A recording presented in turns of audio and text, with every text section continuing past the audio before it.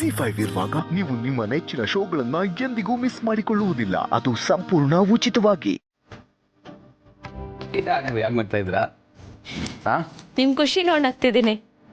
Mostly ಕಂಪ್ನಿಯಲ್ಲಿ 1000 ಕೋಟಿ profit ಬಂದರೂ ನೀವು ಇಷ್ಟು ಖುಷಿ ಪಡಲ್ಲ. ಆದರೆ ತಮ್ಮನ ಮದುವೆ ಫಿಕ್ಸ್ ಆಗಿದೆ ಅಂದ ತಕ್ಷಣ ನೋಡಿ ನಿಮ್ಮ ಮುಖ ನೋಡಿ ಫಳ ಫಳ ಅಂತ ಹೊಳಿತಿದೆ. ಅಲ್ಲ, ನಿಮ್ಮ ಮದುವೆಯಲ್ಲೂ ನೀವು ಇಷ್ಟು ಖುಷಿಯಾಗಿರಲಿಲ್ಲ ಗೊತ್ತಾ? ನಾನೇನು ನೀವು ಖುಷಿಯಾಗಿರ್ಲಿಲ್ಲ, ಏನೋ ದೊಡ್ಡ ದುರಂತ ನಡೀತಾ ಇದೆ ಅನ್ನೋ ಥರ ಇದ್ರಿ. ಓಕೆ, ಟೈಮ್ ಆಗಿತ್ತು ಅಲ್ವಾ? ಒಂದು ವಿಷಯ ನೋಟಿಸ್ ಮಾಡಿದ್ರಾ? ಮುಂಚೆ ಮದುವೆ ವಿಚಾರ ಮಾತಾಡಬೇಕಾದ್ರೆ ನಿಮಗೆ ಕೋಪ ಬರೋದು ಅಥವಾ ನನಗೆ ಇರಿಟೇಟ್ ಆಗೋದು, ಒಟ್ಟಲ್ಲಿ ಇಬ್ಬರಲ್ಲಿ ಒಬ್ರಿಗೆ ಮೂಡ್ ಆಫ್ ಆಗೋದು.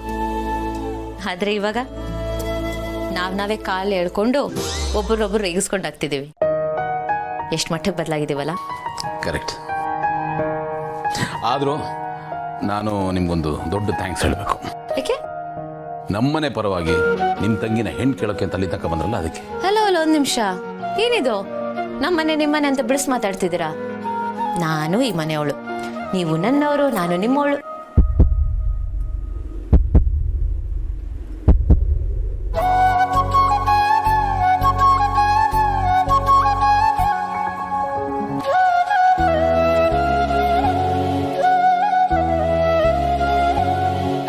ಅಜ್ಜಿ ಕರೆದಂಗಾಯ್ತು.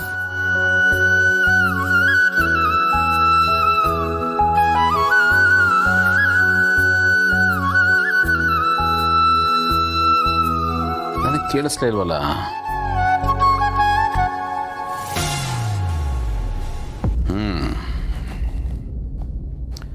ಆಗ್ಬೋದು.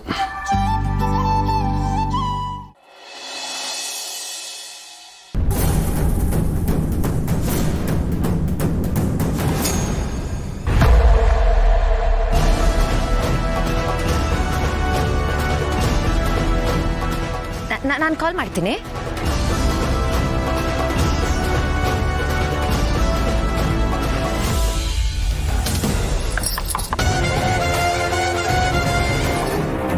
ಅಕ್ಕರೆ ನೀವಾ?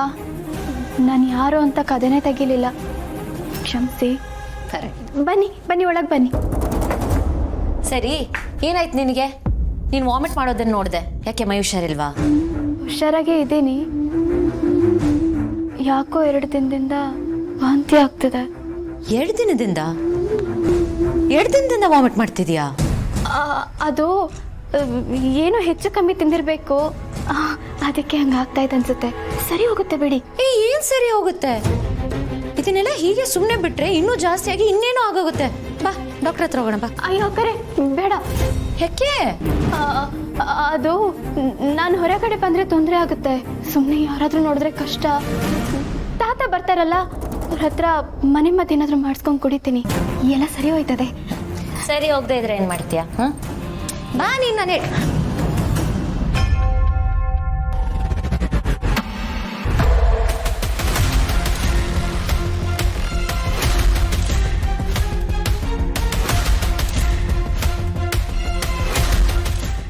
Z5 ಆಪ್ ಡೌನ್ಲೋಡ್ ಮಾಡಿ ಎಲ್ಲಾ ಸಂಚಿಕೆಗಳನ್ನು ಸಂಪೂರ್ಣ ಉಚಿತವಾಗಿ ನೋಡಿ.